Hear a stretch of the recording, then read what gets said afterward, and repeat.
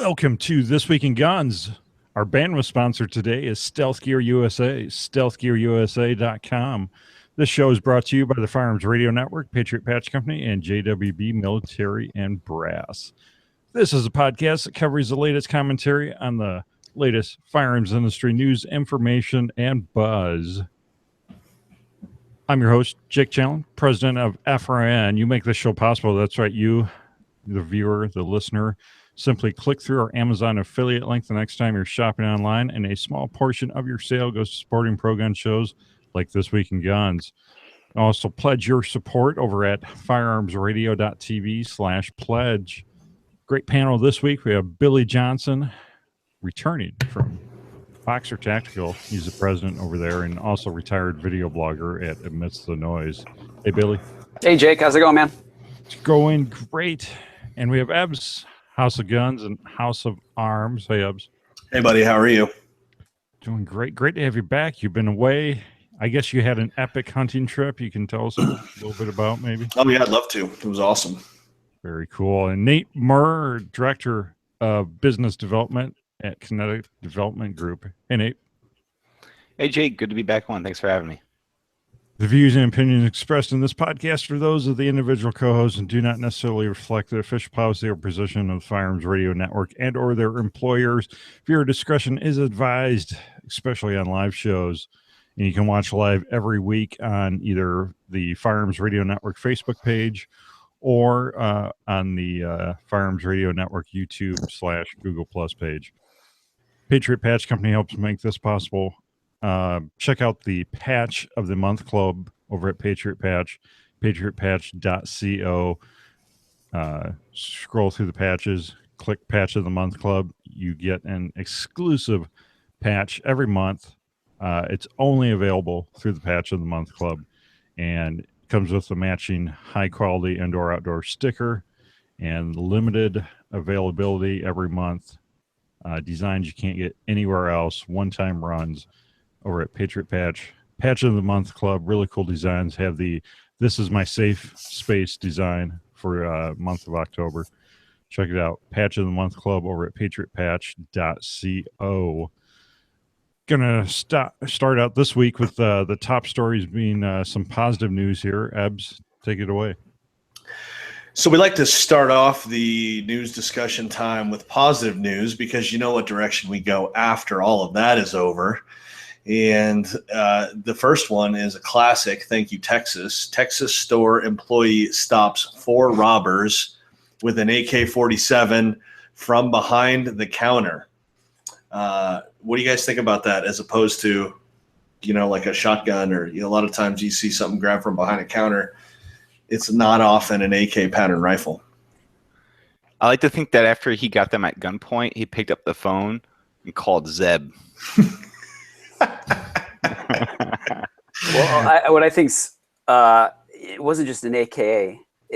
2 other employees also returned fire. So these thugs walk into this jewelry store that's named Jeff's Jewelry, by the way. It's not like they're going to some national chain. Right. Like Jeff obviously does not have a no gun policy, and 3 employees returned fire.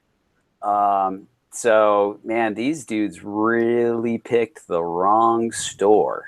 Well, one thing that I love about it is this is a Breitbart article, so they kind of give you a little bit of extra information about the gun. A lot of times, if you see a CNN headline or whatever, if it's a semi-automatic gun or any kind, it's automatically an automatic, and they will frequently just call it an AK, and they actually go into depth to explain the difference between a semi-automatic and an automatic AK. But I thought that was really cool too, Ebbs. Like they do a really good description about like the difference between semi and full auto, and they also explain Texas's castle doctrine pretty decent in this also. Right. So it gives background to they were justified in firing because they were on their property armed and afraid for their lives. And one of the benefits of listening to this show is you don't have to click on the link if you don't want to and wait for all of the clickbait and advertisements to load up that bog down your browser. We can just tell you about it. So thank you, Texas, for bringing us this awesome story. And That's actually, No, what I Sorry. was going to add, what you mentioned is a really good point, Ebbs, is that most of the time when you read like a self-defense article or something, and if you're like we read a lot, right? And we know a lot about guns and the law dealing with guns. But if someone doesn't know anything and they just read an article, guy held up at gunpoint, kills him with this and this and this, and you don't know anything else, you can come away with a completely different perception of what happened. And you're right. This is one article you could start this all the way to the finish, and you've got a really good understanding of what's the law in Texas. Yeah, it's because it's a rare glimpse of actual journalism. True. And I think what I like even more is the photo that was taken from the town's local newspaper. Shows the name Jeff's Jewelry, which is great. It's like reminds me of that line from Twister, which dates me, but when they're trying to find where they are on the map and they're like, there's no name for this road. This is like Bob's Road or something. The store totally reminds me of that. But if you look at the photo, there are 3 guys well dressed in dress shirts, slacks, and ties who appear to be maybe the 3 employees that were involved in returning fire. And they're just standing out there with the cops, chilling, answering questions and stuff. So great story. I do like that. The next one is outstanding. Way to go, gun owners. Maybe some new gun owners based on what they're fearing with the election. But for 17 straight months, this has been going on. But now September has set a new record for NICS checks again, beating out September of 1998. But it's all the same 10 guys. It's the guys that are buying the 22 ammo. Right. What was it like? Not 80% of gun owned by 3% of American population. What was that nonsense study that came out not too long ago? It's something like that. Yeah, it's something like that. And like, and 80% of gun owners are smart enough not to fill out the survey. That's why 3% of Americans own all the guns. Yeah, it's gonna start looking like the percentage is narrower and narrower because they're gonna be asking, and you're like, "What? I don't have guns. Why? Who told you that? Why would you think that?"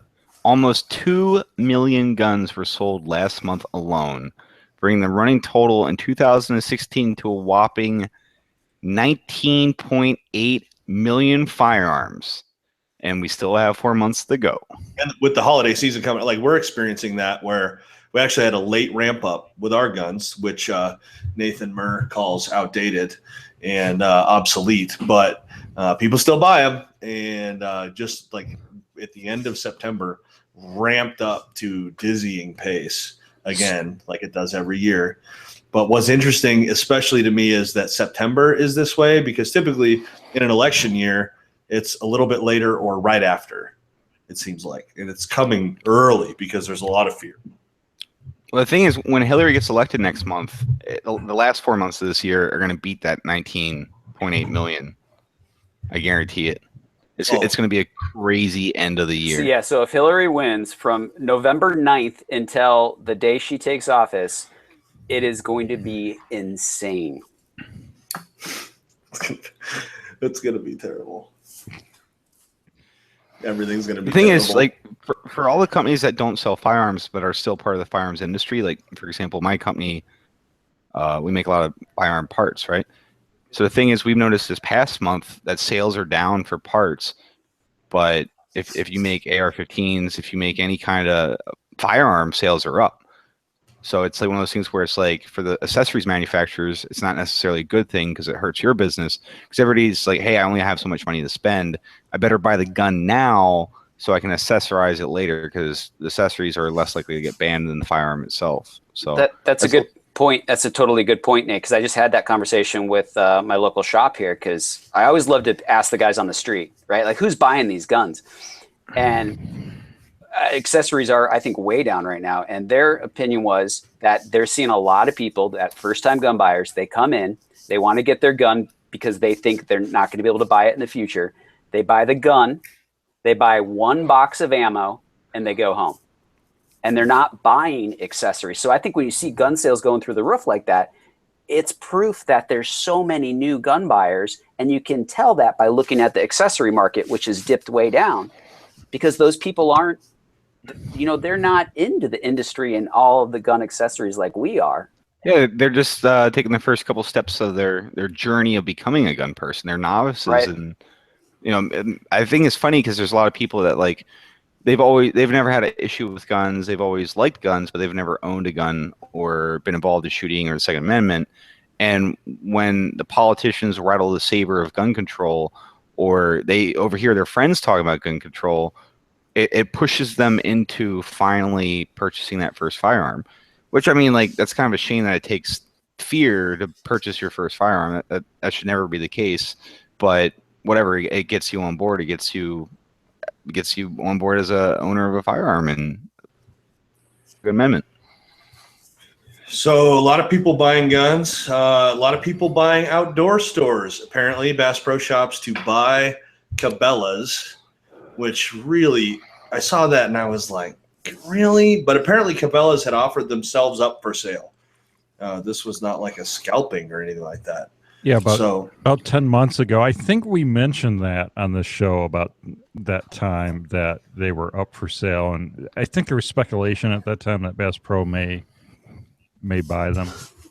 Yeah, so I think the one cool thing about this is Bass Pro's privately held company, which I personally love privately held companies because you don't have people on Wall Street that are making decisions in technically the outdoor firearms market, right? So they're buying Cabela's, which is publicly traded, and they're bringing Cabela's into their private company portfolio. So Cabela's is going from publicly traded to privately held, which I think is a win.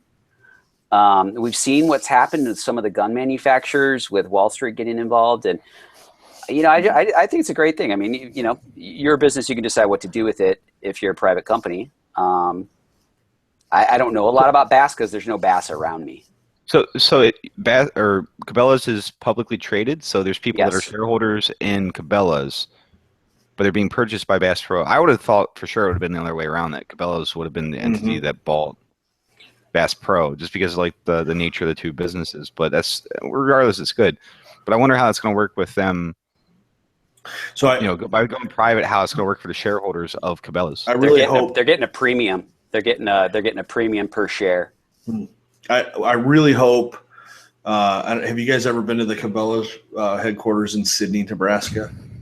No. The town is. I mean, there's nothing. There's 7,000 people in Sydney, and 2,000 people in Sydney work at Cabela's. And so my hope is that, because that would just completely obliterate that town. They're leaving. So supposedly they're leaving the headquarters in right. Sydney, All supposedly not closing any stores, or even taking over and renaming. It's supposed to keep the brand intact, from what I read. I think that'd be the smartest thing they could do. I think it'd be a mistake to lose that brand. That's a powerful brand. Yeah. I mean, you could very easily take down the Cabela's sign and put up a Bass Pro sign in its place. But there's, people are brand loyal. There's people that love Cabela's and people that love Bass Pro. So I think you could, but in my mind, sorry to interrupt, Nate. In my mind, Cabela's is much more of a destination brand than Bass Pro is. I see. I've always felt that Cabela's has, like, people want to go there just for the sake of going there, just to walk around, look at the stuffed animals, and make a day of it. Yeah, it's that one store that you take. You're willing to drive an hour and a half to take your family to go to. Well, because that's their whole model. That's how they built their stores, right? We're going to build on freeways in the middle of nowhere, and no one was doing it, and it was a really smart approach. It's no different than like a Love's truck stop, right? What I guess I don't understand is, as it pertains to it, is supposedly Cabela's already owned Gander Mountain. Is that correct? Like, I had looked that up earlier and found an article from forever ago, but it was like a buyout or something, or like sort of a hostile takeover related to catalog order infringement or some sort of thing from the mid 90s. And then later on they got like royalties or some sort of reward from Gander Mountain in like the early mid-aught years, 2005, 7, something like that. It says Gander Mountain sold the mail order side of its business to Cabela's back in 1996 with no compete clause, so they can never start a mail order side back up again. Which is funny. They do have a mail order side. They like the catalogs, like the The Gander Oh, Mountain you know what? pellets? You can order off of Gander Mountain's website, but does it ship to the store? No, you can order. I've ordered ammo off of Gander Mountain's website. So right here, just to be clear though, so nobody thinks we're giving wrong info. Gander Mountain right now is privately held. They were formerly publicly traded. So Gander Mountain's the worst of the three of them. I'll be the first oh, one to say that. I totally agree. If you They want are to, if you want to go spend $22 for a box of 20 rounds of American Eagle 5.56, the Gander Mountain's your place to go. It's like everything. It's not even like half the stuff isn't even MSRP. It's above MSRP. Like I think the last time I stepped into a Gander Mountain was like 5 years ago, and it was when I saw. Sorry, I just saw it wasn't even like anything to do with the political climate. Like every single thing they sold was. I'm like, are you not aware that the internet exists? That I have this magical device that I can like price check things right here in the aisle. And well, I haven't especially been on back their since. guns and the day that we live in today with Bud's Guns and Kentucky Gun Company, where you can get, brand new firearms for just, a very small markup from what the distributor price is. Well, and for the big box stores, that's literally my exact last experience with Gander Mountain. Where like 5 years ago, I went into a store because I couldn't find what I was looking for locally anywhere else, and went into a Gander, and everything was like 20% higher even than Cabela's and Bass Pro. And I'm talking about guns and ammo specifically, just those two things. Hey, Billy, we have a listener question. It says, what's an example of issues with publicly traded gun companies? Well, I would say now you're going to have investors that are only looking at the bottom line. So they don't really care about the Second Amendment. They don't care about the guns. And, I personally don't think that's a good thing for the gun industry, and just my opinion. Now there's a trade-off, right? I mean, if someone goes public, they get a huge influx of money. That's why a company is going to go public, right? They can grow. If they're growing tremendously, they can go public and raise a ton of money. But now, they answer to the shareholders. That's the only responsibility of a publicly traded company. There is no morality in a publicly traded company. The only people they serve are the shareholders. And you can spin it any way you want, but at the end of the day, the board of directors, CEO, CFO, only people they care about are the shareholders. Privately held company has a lot more flexibility. Now they can't raise money that way. They have to find it, through other sources. But I'm just concerned about too many gun manufacturers going the public route and getting Wall Street involved. You could have someone come in and basically rob the company of all the assets, sell it off, and the company's done. Freedom Group. Yep. Freedom Group. Yep. I don't want to name it, but yeah, you could have all sorts of problems. And there's people in Wall Street, that's all they look for. They look to take privately held companies public, right? So they can make a ton of money, and then they just raid the company, sell off all the assets, and make a bunch of money for the shareholders, and the company's done. It happens all the time. And like, so I was going to say, like, the other thing is, like, it's not just trading publicly. In the case that I just coughed, Freedom Group, I mean, it's no secret Freedom Group has purchased a bunch of firearms companies and like silencer companies and whatnot. And then as soon as Freedom Group acquires it, they proceed to drive it into the ground just because they're terrible at what they do. But like I was going to say, like, aside from being publicly traded, I can see that both the good and the bad to both being privately held or publicly traded. But these conglomerates were like, a company is like, hey, we want to buy you guys. You guys make a good product. We like what you're about. And the owner of that company is like, or the owner is plural. They're like, oh, that's a good deal. You're gonna buy us for $20 million, and they sell that company for the quick buck. But then they watch all those years of hard work potentially get driven into the ground. And I've seen this happen so many times in the gun industry, where a great brand is just destroyed by either being publicly traded or being sold to the wrong person, either a separate individual or a separate conglomerate or investment firm or whatever it might be. So the thing is, just like I look at like guns in particular, firearms as a whole, as like the last refuge of American industry, where 90% of the quality stuff that we buy is made here in the States.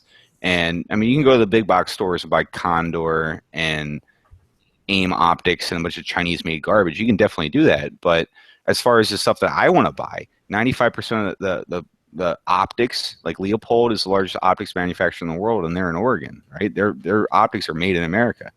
Like, there's so many things that are made by small mom and pop machine shops where when you support those small companies, you're supporting your fellow Americans. You're not supporting some giant corporation. So I like to see companies, either small or mid-size or larger corporations, I like to see them continue to be privately owned by the people that started the company, if at all possible, and not take on investors, which in some cases can be foreign investors. It's like, it turns into one of those things where it's like, you know, what's your true intent, and what's your actual interest in this brand or this company? So, and there have been some cases of, and I'm going outside the gun industry here, but you can think of people, founders of companies that take them public, and they're a strong enough individual and they have enough vision that the board of directors and everybody typically stays off their case. A huge example of that is Amazon. Jeff Bezos, since he started that company and they went public, he's been able to do whatever he wants. But I'm telling you, Jeff Bezos is not always going to be the CEO. And when someone else comes in and that board of directors pushes him around and they're not going to give him an endless checkbook, you're going to see things dramatically change. So it's something to always keep in mind. I'm not saying public is always bad. There's really a lot of things that depend on. I would just be concerned about the people coming in just looking for a quick profit, not looking to grow a company over a long period of time, and people that don't really care about what the company does, right? well, that's like when the company stops, like they get in a lull, like say like assault weapons ban, right? And the assault weapons ban comes along, and your company primarily makes AR-15s. Well, you can't make AR-15s anymore because of this new law. So instead of retooling and making something different, a different style of firearm or an accessory or a series of accessories, whatever it might be, they might choose this to dissolve that company.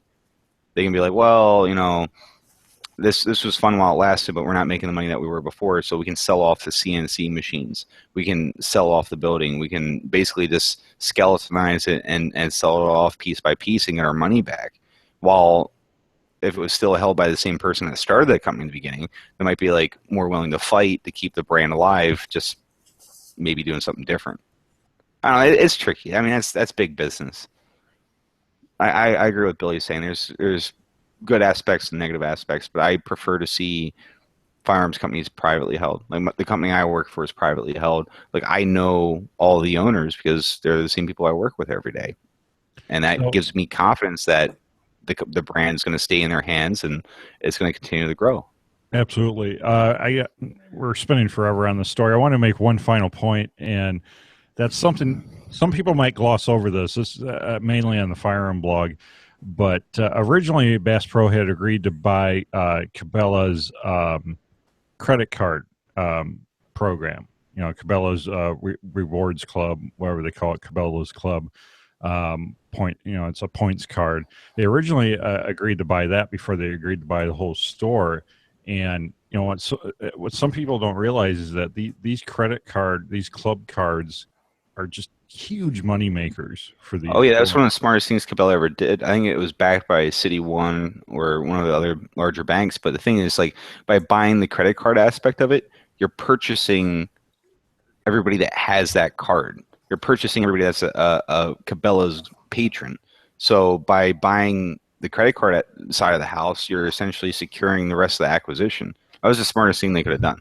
Like, even if they would have just bought the credit card aspect of it, they would still be coming out ahead and making money. So, yeah, because I mean, you wonder why you go into almost any store this day and age, and they always ask you, "Oh, do you have a credit card? Can I get you to open a credit card?" You know, that's like the first words out of the cashier's mouth every time, because that's such a giant moneymaker for these retail outlets now. Well, yeah, Costco. It's a huge moneymaker for Costco, and they just switched from American Express to Visa, and that was a huge issue. All right, so let's move out of the positive news into the Florida people news. Well, no, we'll get into the Florida man later. Florida emergency law, concealed carry law, may see its first use here in Hurricane Matthew. Oh, so it takes a natural disaster to ensure your constitutional rights. Awesome. Hey, Billy, only for 48 hours, though. They're thinking Katrina is what they're doing. So what is this? HB 209 and SB 296 creates an exemption to Florida's prohibition against concealed carry of a weapon without a permit by adults. So basically, I say what this whole thing is that if there's emergency, they can declare that you can carry a concealed firearm without a permit because of the nature of the emergency, right? It does not authorize the seizure, taking, or confiscation of firearms that are lawfully possessed in that emergency, unless that person is engaged in criminal activities such as looting. But it should be noted that not all public shelters, for example, those in Broward County, allow firearms in their facility. But luckily, you're carrying it concealed, so they're probably not going to notice anyway. So for those 48 hours, Florida, you can actually, the Constitution actually exists. Live it up. Thing is, Florida's got great gun laws. It's pretty. I mean, it's a shall issue state. It's easy to get a concealed carry permit there if you're a law-abiding citizen. I think it's like you walk in with $30 and all the credentials you need, like your driver's license, and you're going to walk out with a driver's license or a CCW the same day. And it's also one of the friendliest states when it comes to issuing non-resident CCW permits. It is. The thing is, it's like I just think the absurdity in because they have better laws than Michigan. Honestly, Florida does. I just think the absurdity that permits in general. I'm a strong believer in constitutional carry. But I mean, like, we'll trust you for 2 days in the light of the emergency, and not like if they're gonna do it for this, why don't they just do it? I agree with you guys. I see where you're going with this. And Billy, I'm 100% on board. I wish we had constitutional carry in all 50 states, but it's one of those things where it's like, I don't want to be devil's advocate too much here, where it's like it's not that hard to get a permit in Florida, but at the same time, there shouldn't be a permit system at all as long as you're a law-abiding citizen for all 50 states.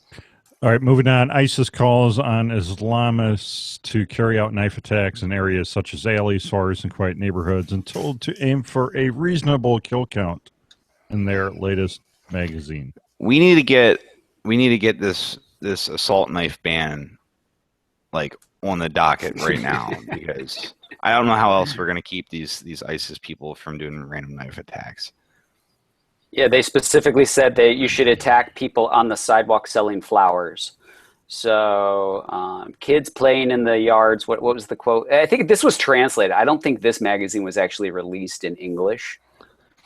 So the language is a bit awkward because we don't have a lot of people selling flowers on sidewalks in Traverse City, Michigan.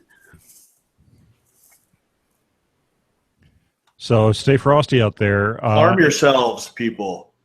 Even if you're not in Florida. Election Watch, NRA releases endorsements and grades for upcoming election.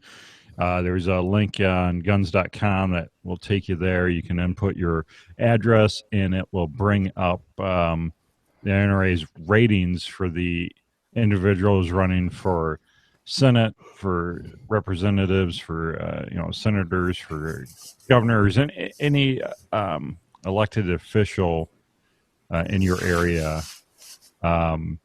Sadly, I don't have a choice for one of my Senate runs here. It's F rating for both the Republican and Democrat. And I'm sure other people are going to run into that as well. But read up on that. VP debate. Tim Kaine calls himself strong Second Amendment supporter, then pushes gun control. And Supreme Court opens annual term, including a Second Amendment case coming up possibly here in 2017. And expanding background checks top voted question for next presidential debate. So, as far as the presidential run goes, I think we've all talked about how with Hillary and Kaine, we know absolutely what we're getting. I didn't watch the vice president debate. Did anybody else watch it? Did they talk about that at all with Kaine? I turned it on for about 20 minutes or so. I didn't see the comment that's quoted in the article, but obviously we know what he did after Virginia Tech. I mean, he caved. And Virginia's a tricky state, right? Because Virginia, you have a tremendous amount of population, obviously around D.C. It's very blue, and the rest of the state's red. But you're seeing a shift in Virginia, and that's something that's concerning. It used to be a state very, very, very, pro-gun, and now you have two governors back to back that obviously are not. They might say they support the Second Amendment, but their actions prove otherwise. It's like how people talk about like NYC ruins the rest of the state of New York, and how Philadelphia ruins the rural part of Pennsylvania, which is the majority. And I look at DC, like I was just down there on Monday, and it's kind of the same way. Like Virginia is extremely rural and beautiful state once you get west of DC. But in the last 10 years, particularly because of how many government jobs have been created because of big government expanding, you have all these transplants. You have people from all across the country moving to the capital just, to be staffers and do jobs. And they have brought their own political beliefs along with them. So you go down to DC, it's an extremely liberal city. And you go 40 miles west, and it's, as country gets, as conservative as conservative gets. So it's kind of like one of those things where, but the same thing with, I think it was last year, maybe it was the beginning part of 2016, where Virginia tried to cancel reciprocity with friendly states. And because I live in Pennsylvania and I go to Virginia quite a bit for business, that was a big deal for me. They canceled reciprocity with PA. But the citizens of Virginia fought that really hard. They were Johnny on the spot with that. So it's kind of funny. It's like where Virginia, I see what you're saying, Billy. It's like they're shifting in their focus from being more of a conservative state to a more liberal state, and the way that that is affecting gun laws is not necessarily a good thing at all. I think we're starting to see that shift almost all over. We've seen such a shift in the past 15, 20 years. I mean, there used to be a lot of Democrats that were, rated by the NRA, that were strong Second Amendment supporters. And it's a sad day when we've seen a constitutional right become partisan. And it pains me to no end that none of our constitutionally guaranteed individual rights should be partisan. And it pisses me off. These are the same people that attacked the First Amendment just the same. It's not just, obviously we this is a gun-centric show and we all care about firearms, but there's so many other aspects of the Constitution I see in question now in 2016 that I never thought would ever be an issue. Like I saw this thing on the Washington Post today, and it just got inside my brain and started running around. People were complaining that there's not a person wearing a hijab emoji, and that there's a movement to get little characters of women being subjugated by head garments as emojis on your phone. So I'm like, I can't believe this is a thing. This is actually news fit for print for the Washington Post. And there's all these people. I read the comments. People are all in support of it. It's like if here it is, ISIS telling people to randomly stab children. But it's hey, tolerance. We need to be tolerant towards radical Islam that tells people to stab children as they play on the sidewalk and people selling flowers. And what I'm saying is, like, overall, the left is becoming extremely, like, I can't even say it without 20 timestamps. All the timestamps. It's becoming it's overstepping to the point where you can't just do the usual back alley deals. Now we have to attack the Constitution as a whole with focus on the Second Amendment, because they realize, at least that they're smart enough to realize that the Second Amendment is what maintains all the other amendments that we enjoy. That, and things have things flip depending on who's in office, right? The no-fly list was so popular under Bush, and all the Republicans defended it. Now all of a sudden it's done a complete 180 because Democrats want it to be no-fly, no-buy, and the Republicans are like, absolutely not. We can't have that. You're violating your Fourth Amendment rights. The thing is, your due process rights. When the Patriot Act got signed into effect, right? The majority of people were in support of it because they thought, okay, this is going to be used to catch bad guys, these international terrorists. And then some people, the people that argued against it, were the ones saying, no, this is going to strip freedoms and liberties from American citizens. Like, there's this is not good enough. This is going to hurt people in the long run. And sure enough, within a couple of years, that's exactly what it started getting used for. It started getting used for domestic surveillance and, finding people guilty of, or trying to find people guilty of crimes here stateside that had nothing to do with international terrorism. So now it's like a catch-all. But it's funny because it's like how many of the Democrats were like, oh, the no-fly list is a bad thing, and now they're in support of the no-fly list and the whole no-fly, no-buy nonsense. But the thing is, like, if you've been on that no-fly list since 2001, you might not know that you're on that list until you go to fly an aircraft, and then there's no due process to get taken off. There's no due process to get put on it, and there's no due process to get taken off of it. It's such a ridiculous thing. Well, and I think everybody needs to pay attention. The last presidential debate, Nate, too, is that Trump said he agrees with the no-fly, no-buy. He actually said that. But he also did say, and this is one thing that he did say that was semi-positive for firearms, is that he thought there should be a clearly defined process that if you're wrongly accused, that you can get taken off of it. And that's the one thing, is that if you're on that list, you're pretty much on it forever. You're in purgatory. You're in like freedom purgatory, because it's like next to impossible to get taken off that list. They don't even have to tell you why you're on that list. That's the thing. So he did say that. I mean, I'm not a fan of the no-fly, no-buy. I am a fan of the no-fly list. There's certain people that should not be anywhere near an airport or an aircraft because of the things that they've done, or they're suspected they're under investigation for. But the thing is, but if they have enough evidence, they should charge them with the crime. Well, it's like one of those things where, like, do you take down the guy on the street corner selling drugs today because you just saw him sell a dime bag, or do you let him continue to perpetuate that crime so you can follow it back to your boss? Yeah, but our whole system is built on you have to show evidence, and you have to build a case, and then you can arrest someone. You can't deny someone their rights just based on a hunch. And that's when we can't give, in my opinion, we cannot give the government an inch on that, because they'll take a mile. And well, that's exactly what's happened. It's exactly what's happened. And that's what I'm saying, that the Patriot Act was exploited for that exact reason. All right, we got to keep moving. 12 of 6 sheriffs in Maine opposed background check ballot measure. So Maine has this background check ballot measure that it, if passed, would require a buyer and seller to meet at a licensed dealer to do a gun transaction, to sell a gun. But get the exemptions in this ballot measure. The exemptions would include emergency self-defense, while parties are hunting or sport shooting, and transfers between family and members. So with all these crazy killer clowns like roaming the countryside, is that good enough for emergency self-defense so I can buy an AR off Ebbs at a gas station parking lot? At a reasonable rate, even. I got you covered, buddy. One of the things that was interesting about this that they cover in the story, and this is a news story,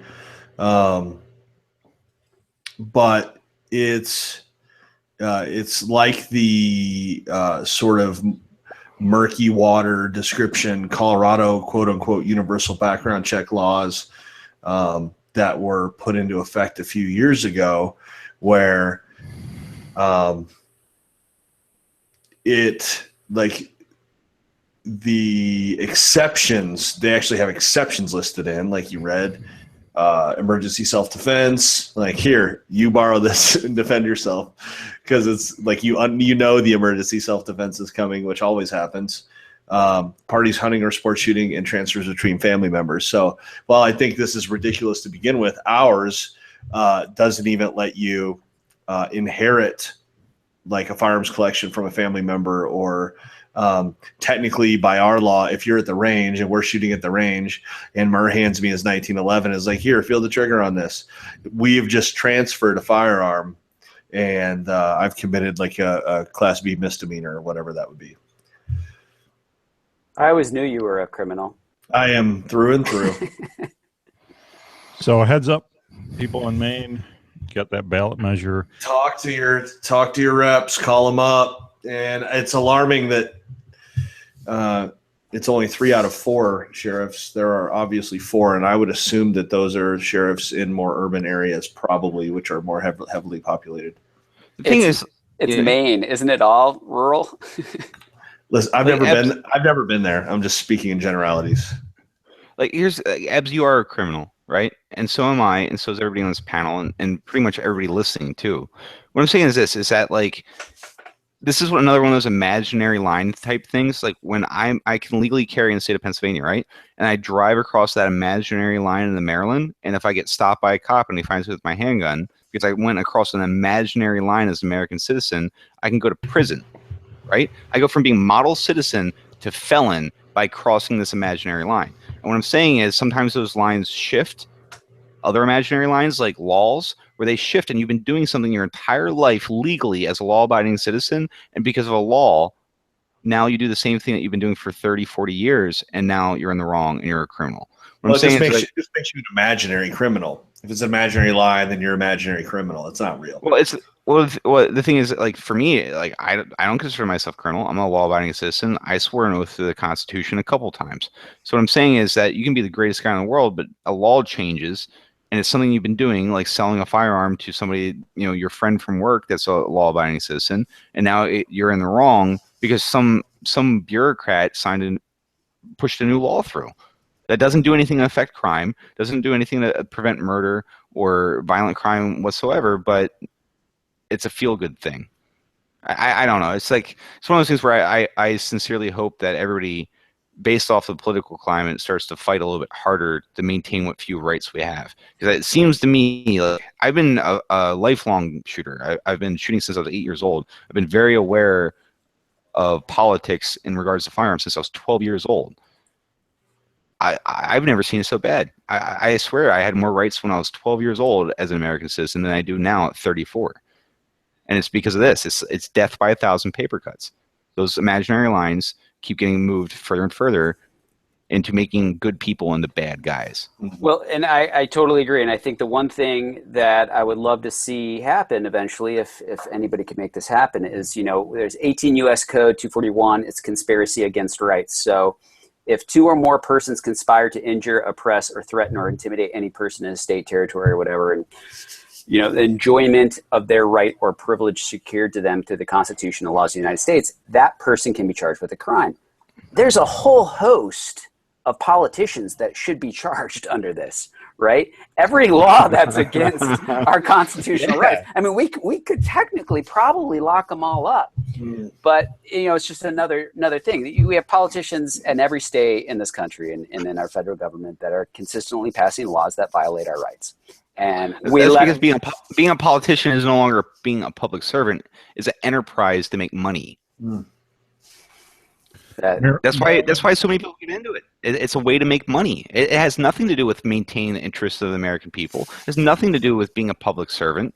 Like, it's a money-making enterprise where if you do one term in the Senate, you're set for life.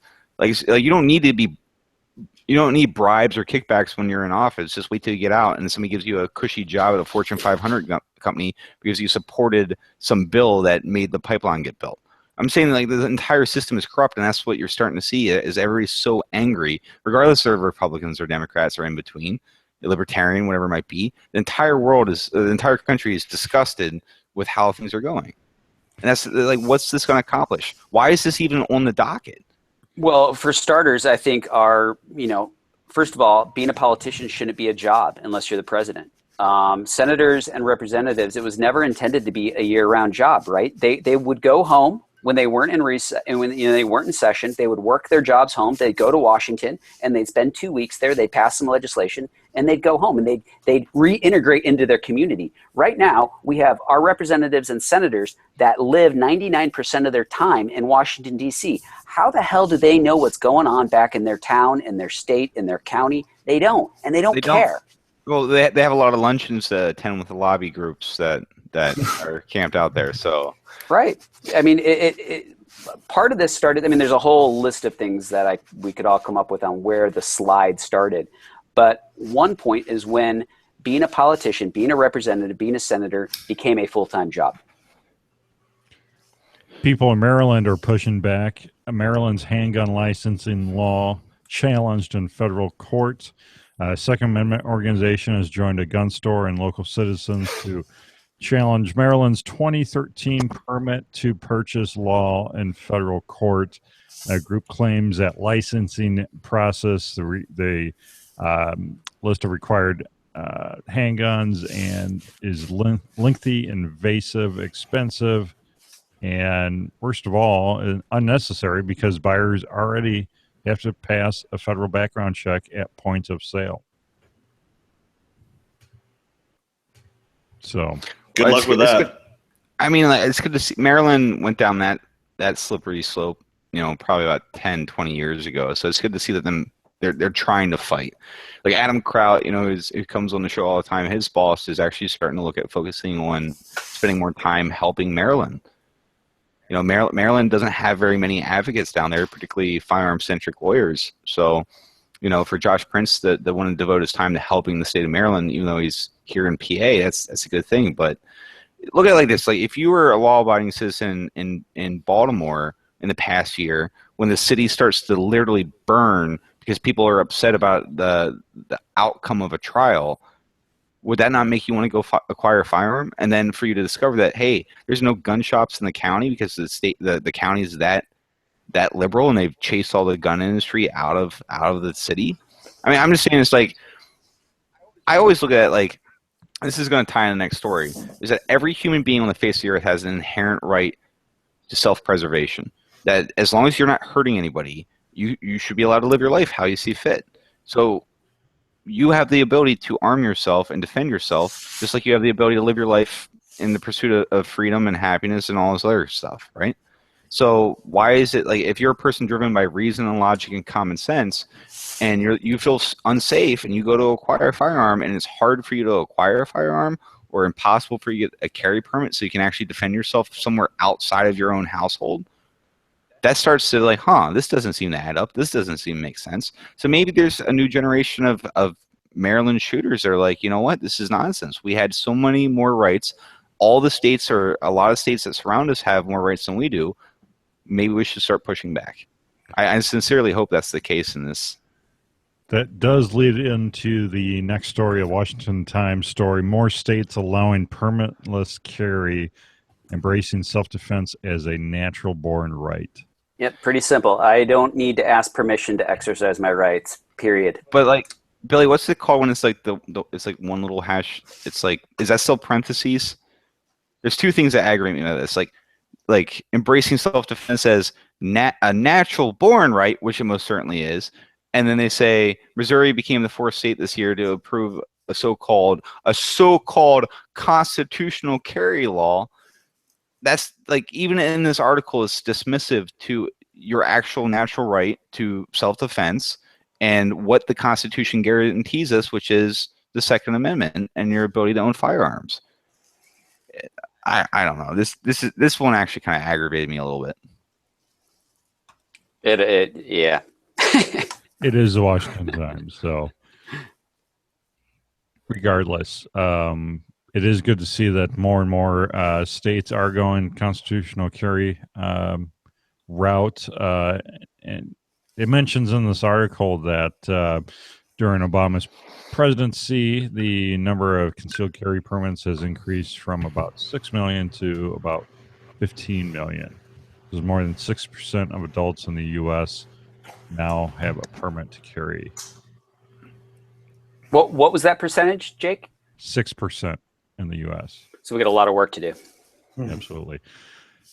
Well, if you if you're a new concealed carrier, we spoke about new concealed carriers or new gun buyers seem to be popping up more and more with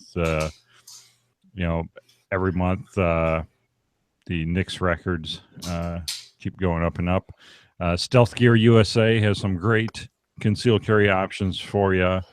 StealthGearUSA.com, where they build the breathable holster, their very own vent core technology, completely breathable holster design. It's not like those leather holsters where it's all gets sticky and sweaty and floppy and gross. Stealth Gear is a completely breathable fabric type material. Their patented vent core technology here. Hand built in America. Abs, you've got your hands on these before, right? Yep, I have the same one that's in your hand. And the name of the backing on it, vent core, is pretty accurate. You will still sweat, but you will breathe through the vent core. It won't feel all slimy against your skin. Yeah, it actually, slimy is a fantastic word for that. So it does breathe a lot better. So the other thing you get with Stealth Gear is molded to your gun holsters. They're not universal holsters, which we always tell you on this program never to get a universal holster, but get something that's molded to your firearm. That's something you find with Stealth Gear USA. They also have an awesome 45-day, no questions asked guarantee. Holding up right now their magazine flashlight combo, which is a really great option if you're tired of carrying your magazines and flashlight in your pockets. Get this handy. You obviously haven't used that carrier for a magazine. Well, why do you say that, Ebs? It's in my other carrier. Do you like the other carrier better? Yeah, kind of. This is their double carrier. They make all kinds of carriers, but I'm really happy it worked with my Elzetta flashlight, because this is like the heaviest flashlight on the planet, and so it's not very fun to carry in your pocket. So the Stealth Gear magazine and flashlight combo is a really good option for that. So stealthgearusa.com. Check it out. 10% off. Use promo code TWIG, TWIG, promo code TWIG to get 10% off stealthgearusa.com. So Gunsight Academy celebrates 40 years in firearms training industry. Which is wonderful. For a lot of the new shooters out there that might not know what Gunsight is, Gunsight was started in 1976 by Lieutenant Colonel Cooper.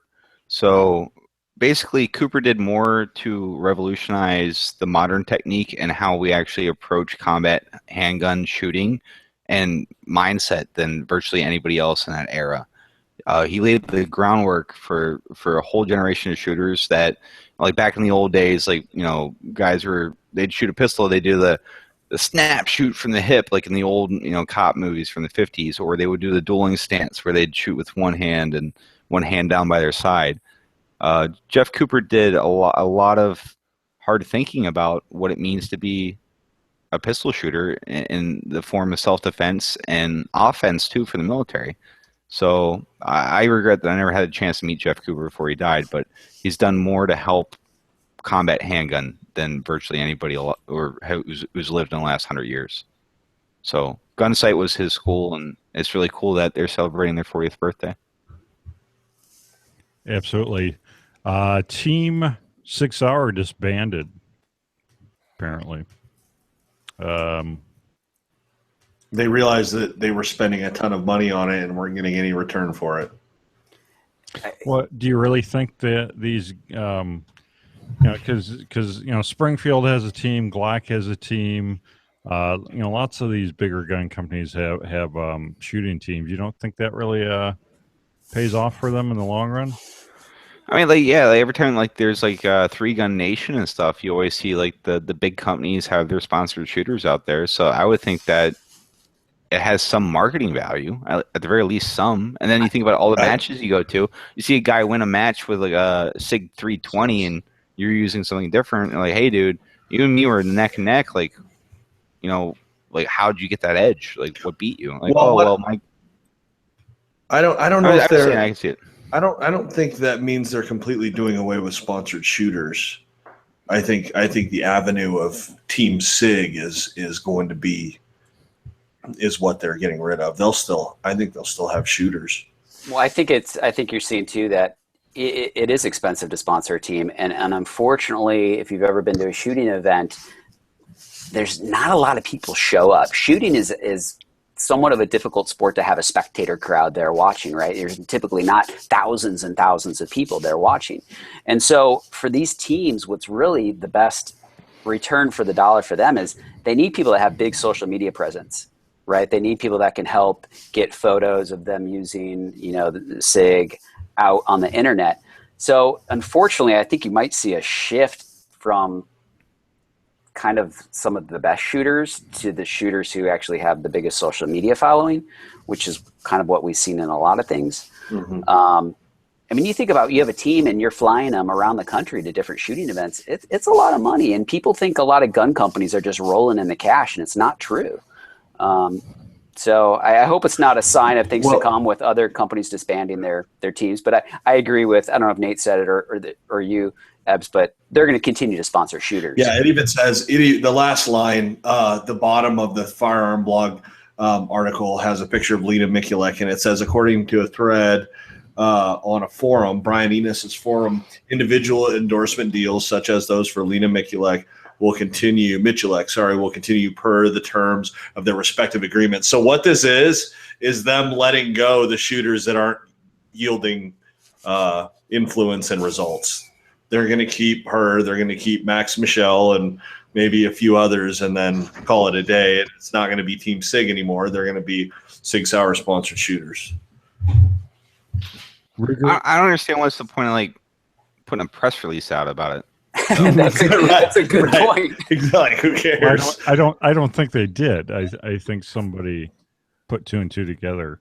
It's something you want to happen quietly, right? I would just let that fade into the darkness. I wouldn't really make a big deal about it. So let's just say that's what people are doing. They're immediately speculating that SIG's in financial trouble, which I can most certainly assure you they are not.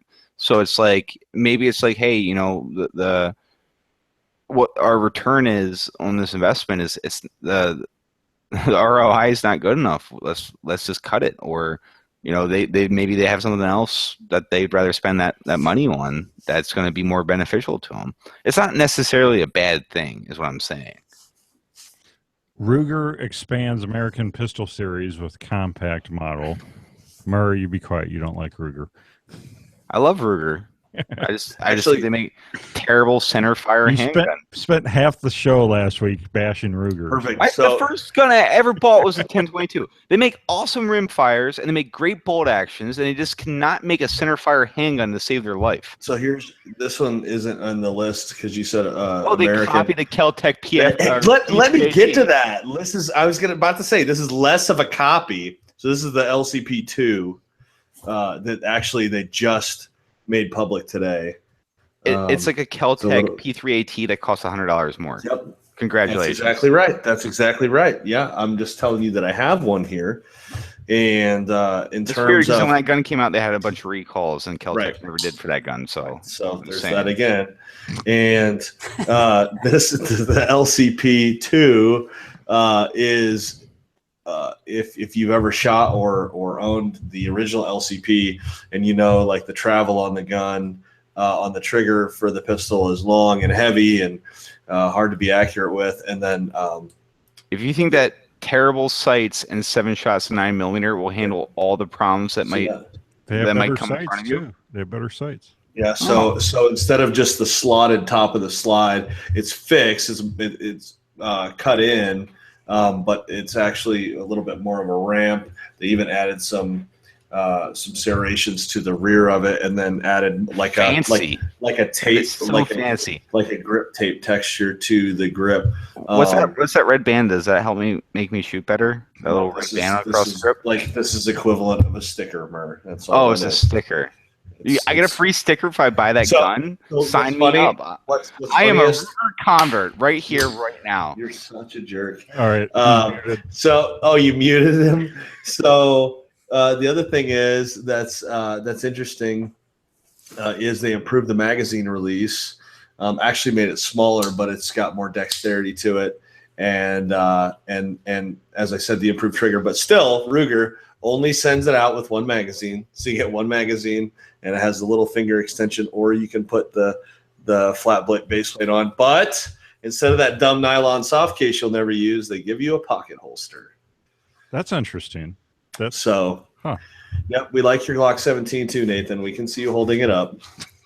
It's beautiful. I love it. And I also have those. I just wanted to show that, hey, they announced the compact American pistol today. Like literally this at 4 p.m. this afternoon, they made public the LCP2. So in case anyone other than Merc cares, this appears to be tons an of people improvement. love that gun. Yeah, this appears to be an improvement on the original by a lot. So very cool. Yeah, I saw someone else with one of those in hand today too. It's cool you got one. So you can unmute yourself, Murr. Honor Defense adds the long slide pistol. Have any of you guys shot these Honor Defense pistols at range day or anything? At SHOT Show? No. No. It looks like a Ruger, whatever that stainless and polymer. No, the more recent one. What was that? That was like the best Ruger SR9. The SR9. That's what it looks like in shape, anyway. So apparently they're, I don't know, doing well enough to release another new version. Judge dismisses personal injury case against Smith & Wesson. There's a personal injury case that involved a guy that accidentally discharged and caused him to lose a finger. And that was their fault. No, apparently not. The judge dismissed the case. Wait, this isn't the story where the cop shot himself trying to put his flashlight on, is it? No, this is a different one. Oh. Well, this is America. You can sue anybody for anything at any time, so. Yes. All right, moving on. Marsoc, this is your story, Nate. Marsoc dropped the Colt. This is my story. This is exactly my story. See this? This is essentially a MUSOC 1911. The 1911 has been in service in America since 1911, right? And this year, the Marine Corps decides that they want more than 9 bullets. And they are officially going to the Glock 19, a gun for the 21st century. So, listen, I'm the guy that loves the 1911. I carried this gun my entire adult life. My first full-size handgun was a 1911 when I was 17. I have 1911s tattooed on my arm. I love the 1911. And it's time that we accept that it's taken out of military service. So to me, like, a lot of people are angry about this right now. Like, oh, the 1911, they're the guys that love 45, and they're guys that love the handgun. And I certainly love that handgun, but it's not the gun I carry anymore. And it was really hard for me to give up on that firearm. But there's a reason why I gave up on that firearm a couple of years ago. And I'm happy. I'm so proud of the Marine Corps to actually make a good decision for once and give up on the 1911. So I was talking to a 2112 on Monday down in D.C. This guy just retired from the Marine Corps this year. For those of you that don't know what a 2112 is, he's the guy that builds 1911s and has to maintain them. He's a precision weapons armor is what he is. It's one of the hardest MOSs in the entire Marine Corps to get to, because of the proficiency. Basically, they train you to be a master machinist, and you build M40 sniper rifles and custom 1911s for the elite units of the Marine Corps, okay? And he said, I'm so happy we're giving up on the 1911. And it all started with, once the global war on terror started, these guys weren't building a handful of 1911s anymore.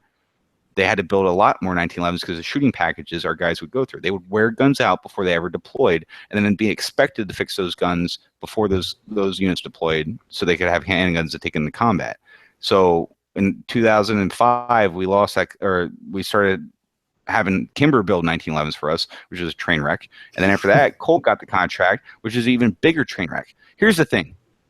Is that a 1911 is a classic car. It's high maintenance. It requires a lot of man hours to maintain. It takes a lot of time for the unit to maintain the weapon, not so much the user. It's an amazingly easy weapon to fire. It's a beautiful weapon. Greatest trigger in the world is 1911. Best sight rate is 1911, right? But the thing is, on a large-scale logistical aspect, it's extremely difficult to keep those guns running. It's so hard to keep them running. And I'm going to tell you right now, if you're going to buy a handgun and you're only going to own one handgun, don't buy a 1911 unless you love maintenance. Like, you get to know that gun intimately. So for mass issue, for the firing schedules America's warfighters go through, thousands and thousands of rounds of repetitions of drawing from the holster, the Glock's is a better choice for that. It stands up to abuse. And that's why 75% of law enforcement in North America carry a Glock. And that's why 17 different countries issue a Glock worldwide to their military. It's a good design, and the Glock 19 fills that role. It's what the MARSOC operators want. It's what Recon wants. It's what our guys want. So who are we to tell them that they can't have it? You're not going to find very many Marines currently serving in those specialized units that are going to complain about their 1911s being taken away from them. It was overdue. Devil Dog Arms to return. Talked about this with actual Marine in charge of it. A little bit before, yeah. Devil Dog Arms kind of went away because it turned out that the former company founder admitted to stolen valor. So apparently, I've just never understood trying to be something more than who you are. I've never understood it. I mean, obviously it's prevalent since it's even more prevalent since the war on terror started, just because we have so many more combat vets. And I feel like a lot of people think it's going to give them a leg up, but it's unfortunate that there's a lot of people out there. I think the internet helps us catch it a lot more now. I mean, we've seen a lot of people called out. I mean, I tell girls at the bar that I was an extra on Game of Thrones all the time. I don't see what the big deal is about that. Yeah, fake it until you make it doesn't necessarily Season work. 2, episode 6, at the 22-minute mark, you can clearly see that it's me walking by. You were it's not. It wasn't a speaking role, but you're cool. An ass. I got to meet Kit Harington. That was cool enough. I'm just saying, it's like in today's day and age with the internet and how many people have served in the service in the last 10 years. I don't understand. I agree with you, Billy. I don't understand like why say that you did something that you didn't do when you have to know in your heart of hearts it's going to catch up with you. It's going to come back to bite you in the ass. Yeah, you put that out. You put that out on a webpage, man. You start going in the chat rooms and talking about being in the sandbox. That stuff. If that didn't happen, someone is going to find out. See, the thing is, if you wanted to steal valor, tell people that you're like a water purification specialist. You heard mortars hit your fob one time. Like there was like 2,000 yards away, so I wasn't really in any real danger. But I did my part. See, nobody ever does that. Nobody ever goes for like the low guy on the totem pole. Everybody's always like, I was a Navy SEAL Delta sniper, and like those are small communities where people figure out whether you're legit or not almost instantaneous, within seconds. It's because water purification specialists don't get chicks. I would argue that. Wait till you see my Brita action. Oh my gosh. Hey, the Mark 135 reverse osmosis water purification machine is no joke. Without water, our troops cannot fight. I will have you know.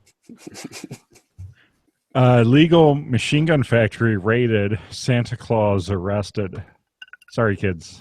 Christmas is canceled. Santa Claus was making illegal machine guns. In Brazil, right? Yep, in Brazil. In Brazil, where the only thing you can own is a 380, right? I think that's the largest caliber you can own if you're a citizen. Yeah, I have no idea. Yeah, I think you're right about the Billy. Yeah. They have a thing where you can't own military cartridges like 9mm. Yeah. So again, prohibition doesn't work, and this is evident. Yeah, I mean, check out the sweet carbon fiber on the bottom 2 picks. I mean, yeah, I'm checking these out. These are some. This guy's really good at bending some steel here. See, like that's the whole point, though. Like firearms are simple devices. They're like, look. They invented gunpowder hundreds of years ago, and they're like, hey, if we put this thing in a tube and put something in front of it, that thing that we put in front of the gunpowder will launch out the front. How do we make that better? So, like, the idea that a home machine shop can't make machine guns in a country like Brazil is just, I mean, like, to me, it's laughable. But this is what happens. Like, Billy's right. Like, prohibition doesn't work. When you say that people cannot own something and there's a demand for that something, people are going to make that on their own. They might be extremely crude like most of these machine guns are, but I mean, like, look at the Sten gun in World War II. The Brits came up with that in like a week. Like somebody wrote the the plans, the plans for the Sten gun on a cocktail napkin, and they were making it by the end of the day. They're not complex machines. A Glock's got 36 parts in it. A Zippo lighter's got 42 parts in it. I mean, I don't know. Like, I think it's kind of cool because I love seeing like zip guns and like these crazy like submachine guns that they make. Oh, you see overseas. the copy 1911s like the kids are making in like the Philippines and stuff. Pakistan and Yeah, it's unbelievable. Like they got a little stove in a small little, Yeah, I saw a 14-year-old kid make an AK-47 receiver in Iraq. That's what I'm saying. It's like where there's a will, there's a way. The Ordnance Museum that used to be down in Aberdeen had a Tommy gun, dead nuts replica Tommy gun, like perfect replica, that somebody had a block of steel and they sat there in the jungle with a file and made a Tommy gun receiver. So they had all the parts for a Tommy gun and the ammo for it, but they had no receiver. So somebody made a dead replica. It's amazing. It's human spirit is what it is. It's like, and as the tools as the tools become more powerful, which they are, and they're becoming cheaper, you're going to see more of this. I mean, well, we need to ban Harbor Freight is what we need to ban. No, we need to ban the exchange of information is what we need to do. Background checks and we need on to 3D ban printers. And we need to ban 3D printers because there's. Yep. All right. I cannot wait for the first crime that a gun is recovered where the gun was 3D printed. It's never going to happen. Never going to happen. We have to move along. We had to add a new section to the show, probably the most important section we've ever added. Clowns. Yes. Bring in the clowns. Knife-wielding clown menaces subway riders, chases teen out of station. Clown tries to kidnap 1-year-old. Clown Lives Matter march is planned. Oh my God, I want to go to that. Clown Lives Matter. I don't understand this whole killer clown thing. Like, it started like a couple months ago, like a month or two ago. You started like people were citing random sightings across the country of creepy clowns like walking out of the woods and like scaring children and all kinds of nonsense like that. But like I don't know who's perpetuating this, but I want to say I salute you, but also you're gonna get shot. That's what's gonna happen. You're gonna get shot. I mean, you got to have some like brass cojones that dress up like a creepy clown in today's day and age. So I think it's hilarious and terrifying at the same time. Yeah, well put. Abs, how do you feel about clowns? I don't care. I think it's stupid. I like we just pick whatever we need to be preoccupied with, and people eat it up like there's nothing else to pay attention to, and I'm completely over. Like, and besides, like, we didn't have this clown problem when Harambe was alive. So what you're saying is it possible there might be some sort of government sanctioned clown conspiracy? Well, I mean, we always have these. Remember when we were using the term false flags a couple years ago? Like, that was all like whatever we can do to distract from the actual circus that's going on. So what you're saying is red noses are the new false flags. Sure. Yeah. Red noses, bozo hair, and the polka dot onesies. So what you're saying, Kim Kardashian staged her whole robbery. Has that been proven yet? Because I that's don't care. Theory. I just want to know how someone in Paris, where that sort of firearm is illegal, was able to get their hands on something to hold her at gunpoint and rob her blind. There's a lot of dead people in Paris, that would say different, but.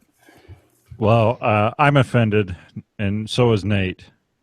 Take it away. Yes. I'm like the most offended person here tonight. I'm trying to put a little pep in this show. Everybody's kind of solemn tonight. I don't get it. So check this out. Gun-free Waffle House location has been robbed twice in 3 weeks. I wonder why that is. Anybody care to comment? The waffles are good. Those places Apparently, make a lot of money. Those places make a lot of money, man. Yeah, a chain of late. I freaking love the Waffle House, and I'm not ashamed to say that. I'm gonna bet that these robberies happened after 2 a.m. Am I going out on a limb here? At 0230, the awful waffle is 0230 on your way home, right? But all right, headquarters is in Georgia. The Breakfast Chain has over 2,100 locations in some 25 states, primarily in the South. But robbers targeted a restaurant in the Newman area twice in the last month. So in Newman, where's this at? Newman, County. No, Coahuila County. It doesn't matter where it's at. Is a Waffle House got robbed, right? They got away with $375. Good for them. But they actually, Billy, they robbed the place at 11:20 p.m. If they would have waited till about 03, they could have went home with at least 15 grand. But so it goes to show that if you want to stop at Waffle House, just do so at your own risk because you might get robbed. And you got to look at these guys. These guys are actually also going in people's pockets. So these guys, are coming in here fully armed, which I would assume prepared to take someone's life, right? Because that's what I have to assume as a citizen. If someone pulls a gun on me, I have to assume they're willing to expend my life. So these guys did this. They're going in people's pockets. They got $367, right? Like that's the kind of. Was there meth involved? Was there meth involved? Yeah. It's either going to be meth or crack, one of the two. Most likely. All right, so we're going to move along. Rossi reforms weapons training after campus drills are mistaken for active shooters. So when you see a bunch of guys wearing camouflage and possessing things like tact, bearing, and respect, but carrying something that appears to be a long gun, you should probably assume that it's an active shooter. So the Army Reserve Officers Training Corps, a century-old military leadership program, has overhauled its weapons training procedures on our nation's campuses after cadets, including one at George Mason University, were mistaken for possible active shooter attacks. This is such an important issue that we got Major General Christopher P. Hughes on this, and he's all over this. And basically what they're going to do is they're going to wrap their guns in orange duct tape and rewrite protocols so that people can make it to their safe spaces in time to have their case of the vapors there for seeing a gun. The other thing is not all ROTC units have live fire firearms. A lot of them are demilled weapons. So just because you see a dude wearing some Army greens and carrying an M14 doesn't necessarily mean that he's there to hurt your feelings and break things. So this is just ridiculous. I honestly, like the way things are going in America, I can't believe that ROTC programs are even like allowed in colleges anymore. The way that the education is going these days. But give it time. You guys got any comments for this one? Just the fact that so many human beings have lost and turned off the fact that we have intuition and that body language and reading people. We do it all the time, but in times like this, we want to ignore it, right? Like we have such a good internal detector for detecting danger and detecting when something is out of the norm. And we don't try to educate people or try to bring that out in people. Instead, we tell them, find your safe space. And oh my God, every time you see this and there's trigger warnings and this and this and this. Imaginary lines. It's just we've made the world a safe place for stupid people, and they continue to reproduce instead of being a victim of natural selection, and so we're protecting them from being weeded out in society. Let me ask this question to you, gentlemen, right? Because I've been thinking about this over the last week. Billy, name one thing that has a trigger. Well, I mean, a gun has a trigger. Okay, a gun. Ebbs, name one thing that has a trigger. A glue gun. Okay, I will accept that. I've burnt myself a couple times in a glue gun. Jake, name one thing with a trigger. Nail gun. Nail gun. All right. Like, how about a trap? Does a trap have a trigger? Like for true. Yeah. Okay. All right. So the thing is, there's not that many. There's not that many things that have triggers, and all of them have hurt me in my life in one way or the other, right? So I don't understand why, like, the word trigger, like, I need a trigger warning. What if my trigger is the word trigger, and you try to give me a trigger warning, and that's what triggers my whole thing? Like, this is what I'm saying. It's like words have meaning. Well, like, things are, it's like 1984 to the point where words are losing their meaning. Where now we have safe spaces and trigger warnings and all this other nonsense, and it doesn't mean anything. And then what things used to mean, they don't mean anymore. It's just ridiculous. It's just complete and utter nonsense. And this is what it is. You have increasingly more kids buying into the nonsense their professors are teaching them in the form of Marxism. So then when they see the ROTC kids drilling and possessing bearing and discipline by doing close order drill, they're like, oh, they have guns. I'm scared. This is nonsense. And they complain to the campus. So in typical lockstep fashion, the ROTC program is like, oh, we better appease the people that are offended. That's the country we live in. Right, because, mass shooters typically go in large groups in cadence wearing uniforms. Yeah, I mean, it's a very common thing. Having sworn an oath to defend the Constitution and serve the American people. I mean, like, yeah, that's usually the MO, of active shooters. So much nonsense. Anyway, too many stories to cover. Overflow section. There's extra stories that you can find in the show notes, or you can also pledge your support at firearmsradio.tv/pledge and join us after the show every other week and talk about some of these extra stories. Amazon, you can contribute to the Firearms Radio Network and This Week in Guns by shopping our Amazon affiliate link. Click the banners on the website or bookmark firearmsradio.tv/Amazon. We're to the full auto news segment, stories the real media won't talk about and other crazy stuff. Each of the hosts picks a story to call their own. While you guys are picking your stories, JWB Military and Brass sponsors this segment. You can go on over to jwbmilitary.com and check out their high-quality, ready-to-load brass and all the major calibers, and also some really awesome steel targets over at jwbmilitary.com. All right, Ebbs, what do you got? First one on the list is the Russian Navy testing a sophisticated new naval armament, and it's a 76 millimeter automatic, like a ship-mounted firearm. And if you're in need of a conversion table, 76 millimeters is right at 3 inches.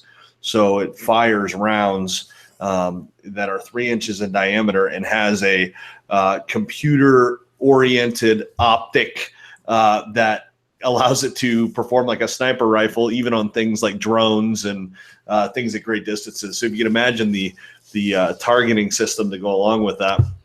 And the Russians are basically trying to best a NATO system, which is called Malara, made by the Italians for NATO. But of course, they've given it the designation AK-176MA. So it is an AK in form with 3-inch diameter rounds, and it sounds positively glorious.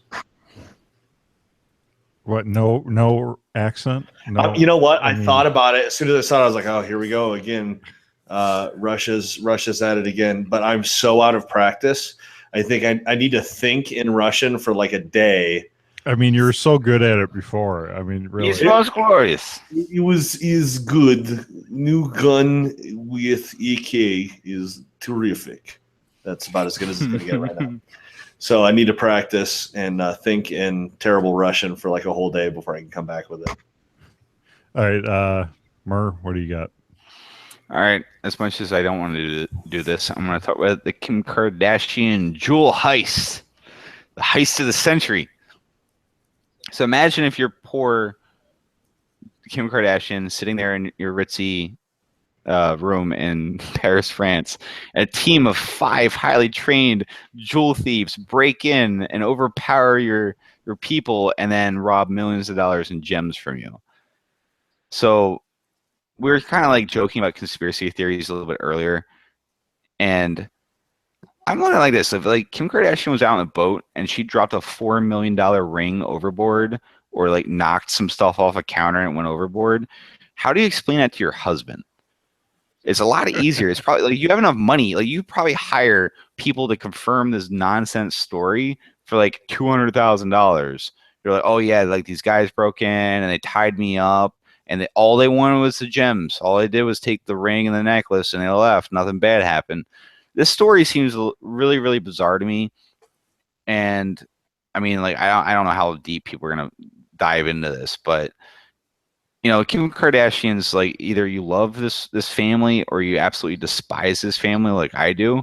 So I don't really feel bad about the millions of dollars of jewels that were stolen from Kim Kardashian by force. I mean, like, we were joking about it, like, oh, well, here is Paris, France, where it's really hard to have a gun, and 5 armed men forced their way into a secure location and only took the jewels. Only took the jewels.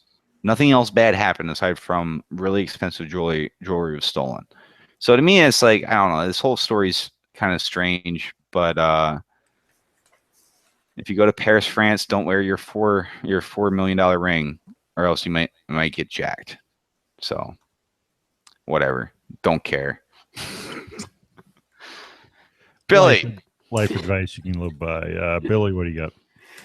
So I got to go with the Florida story. I know Florida's going to think I got something against it, but Poor Florida, man. Poor Florida. So this police officer, he was off duty at the time, got in an argument with this woman at a restaurant, and I don't know if he was in uniform or not. That's not clear. But anyway, he tased her when he took a drink from her. She tried to grab it back, and then he tased her. Well, he didn't really tell anybody that he discharged his taser at this time. So he got in a lot of trouble. He got fired. There's a lawsuit. And in the middle of all this, he bakes her a cake. Bakes the woman he tased a cake. Hand bakes. He doesn't buy it. He bakes it himself. It goes to the trouble. And that's an important part of the story. Yes. And then in frosting on it, he draws a picture of an officer tasing a woman. And he says, "Sorry, I tased you." And then he took a picture of it and texted it to her. So can we end everything on this story immediately, because I don't think it can get better. So Billy, the guy got fired though, right? Yeah, he's no longer. It says he's a former deputy. So did he make this cake after he got fired? That's not clear in this article. Although he did send the cake, like I believe during the lawsuit. So I don't know if this was really, like, he was really trying to say he was sorry. To me, it just comes across as I'm just being a sarcastic a-hole. It's one of those things where, like, if he sent it during the trial, then I can see why he lost his job. But if it's one of those things where if you already lost your job, why not double down and make a cake for somebody? Well, he lied about how his taser was discharged. He said he accidentally discharged his taser in a pillow. And then she filed said that she was attacked by this off-duty officer. So there was obviously some lying involved there. Who knows exactly why he got fired? Well, there's probably a whole host of reasons right there, but just like, he baked her a cake. Only in Florida.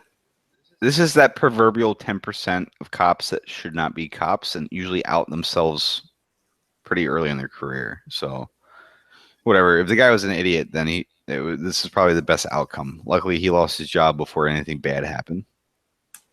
Yeah, I'm just bizarre Florida story. So there you go, people.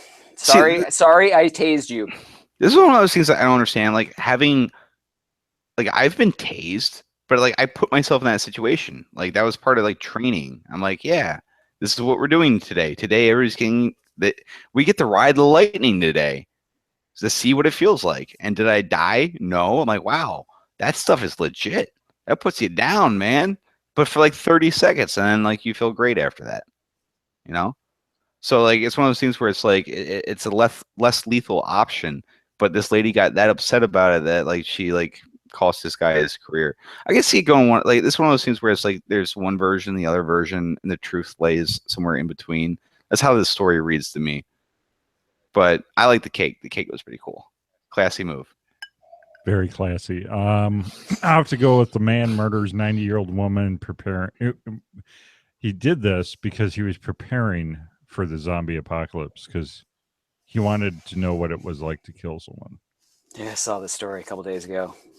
Unbelievable. Apparently, he did so after binge watching zombie TV, according to where was this at? Court documents. Please say it wasn't Florida again. It's Arkansas, I think. Oh, thank God. Zombie test kill cited at Arkansas murder trial. Yeah, bizarre. Yeah. Kidnapped her, took her out to a cornfield, shot her in the head with 38 caliber handgun. Well, that guy wanted to survive the apocalypse anyway, if that's what he's rolling with. Right. Yeah, there are a lot of sick people in the world. beyond bizarre, for sure. Lots of full auto stories this week. I'm not going to cover them all. Always in the show notes at firearmsradio.tv. Click This Week in Guns. You can also see a deer attack a driver after it gets hit by an SUV. It literally climbs in the car, attacking the driver. I shouldn't laugh. I shouldn't laugh. But There's so many really good ones in this week. The bear one is incredible. There's a video where this guy got mauled by a bear, not once, but twice, survived, and then before going to the hospital, took the time to like live stream his recalled account of getting attacked by the bear. So like the first time the guy like sprayed the bear with mace, and then the second time he got mauled while running down the trail trying to get away from the bear. The dude actually did have a pistol because he was an experienced outdoorsman, but I'm like, well, you can't be that experienced if you tried using the bear mace first, because all that is human seasoning for the bear. Yeah, that's all bear mace is. I like the story. Did you guys see the one about the 7 guns recovered? They served a search warrant on a guy and then ended up with all of these firearms that they found, and there's 7 of them. Literally, only 2 of them are actually guns. It's a Mossberg 500 and a Kel-Tec KSG. 2 of them are air pistols. One is a black powder, like cap and ball, Colt Navy, and then 2 airsoft guns. And they have them all listed, like they're lined up with a photo taken of their police crest and everything, and then a mugshot of the guy for the news. And the police department tells NBC, like, he says, we found a shotgun, double barreled. And then he goes on to say it's got 12 shot capacity, multiple shots without pumping. He's talking about the KSG, which actually isn't double barreled, it's double tubed for feeding. And talks about how menacing it is, but they have them all listed together, and literally more than half of what's there are actual toys. And the one that's an AR, it looks like a Colt M4 has an orange tip on it. Like, it still has the orange tip in the fake magazine inserted. So it's not like, well, you can really mistake any of those for real firearms. But the bottom one, and it's the plainest one. It's the first one you see when you look at the photo. Has the A2 style orange flash hider on it. The thing is, if the cops spray paint the orange tip, that's the 2016 equivalent of a drop gun. Right, exactly. This guy's guilty as hell. We're gonna frame him. So I know you got to run, Ebbs, but do you have a quick second to tell us about your hunting adventure? Oh yeah, I spent 8 days. Well, 8 days total, including travel on a caribou hunting trip in the Nunavut territory in Canada. So if you go like flying straight north from Denver, you have the province of Alberta, and then you have the Northwest Territory above that, and then above that you have Nunavut. So it took a day and a half to get there, and stayed on a lake called Contoido Lake, which is the Inuit word for bootlegger or something. So you're like super way north. Way north, like literally a couple miles from the Arctic Circle. Did you get to see any penguins? We saw no penguins. There were no penguins. Huge lake trout. Saw some grizzly bears and an Arctic wolf square off over a caribou carcass. That was some of the wildest 2 hours of my life. Was hoping to get a shot at that wolf because it looked like snow from Game of Thrones. Just massive, unbelievable. And grizzlies, if you've never seen a grizzly in person, they look menacing. They look angry all the time, like plotting around even. Did you have bear mace in case like you encountered? I had no bear. No, I had no bear mace. We had a 444 Marlin, and that's a better option, I think. So I killed my bull on Friday. The first day of hunting was Wednesday of that week. Dad got a good bull on Wednesday, the first day, which he wanted to kill one on the first day because he was freaked out of not filling his tag, and he chose not to wait. And I told him, he said, "Was this a good bull? Do you think?" He said, "Would you have killed this one?" Because he knows I'm picky and stubborn and competitive. And And I was like, yeah, I think I would have. But now that you already got yours, I'm going to kill one twice as big. And I just about did. Not quite that much, but I missed. It was my bull missed the Boone and Crockett book by like 23 points. So Ebbs, let me ask you this. So how did you handle your guns? Did you use guns from your guide? Okay, so I will say this. No. We took guns into Canada. And I took in the gun that I chose to take in. It's not the one I killed my bull with because I didn't get close enough. But I took in one of our Encores, TC Encores, with a 16.5-inch threaded barrel, which they didn't like, by the way. And it is 357 Remington Maximum. So it's an elongated 35 cal. I had a 180 grain bullet and had printed a 1/2-inch group with it the Saturday before we left. Very confident in it, but it's a 200-yard gun only. So took that in. Dad had his 444 Marlin. My brother-in-law had a 280 Ackley improved bolt action. And I got all kinds of fits at the border in Calgary over the barrel length on my Encore. And it's a handgun, right? No, it's a rifle. It's a full length rifle. It's short. I mean, if you just I hand it to you, you'd look at it, you'd think it was an SBR, just because of how compact it is. And with the optic, it's like 7 pounds flat, but they had a fit about it, and apparently that on any centerfire rifle, the barrel has to be longer than 18 inches. But I somehow managed to convince the border agent who consulted. We were there for an hour and a half, and they were having consultation, and there were like a dozen of them getting together, and he printed out the law, and he brought it to me, and I convinced him, thank God for a comma that was in the description, that the law the law only applied to semi-automatic rifles. And this is clearly not a magazine-fed, even bolt action. This is a single-shot rifle, and I showed him how it functioned. And it was isn't like short barrel shotguns are legal in California? It was a total in Canada. You mean? Yeah, like in Canada, you can have a short barrel shotgun. Yeah, so it's all like, and some of it's just changed, so it's convoluted. But the barrel was definitely too short. I somehow managed to convince them that it did not apply because it was not a semi-automatic. They would have not like confiscated and kept it. They would have just taken it into holding, and then when I came back through Calgary on the way home, could have reclaimed it. Basically, I wasn't. So, Ebbs, I'm just kind of blown away here. I wasn't aware that you could drive into Canada with. Well, we didn't drive. We flew even.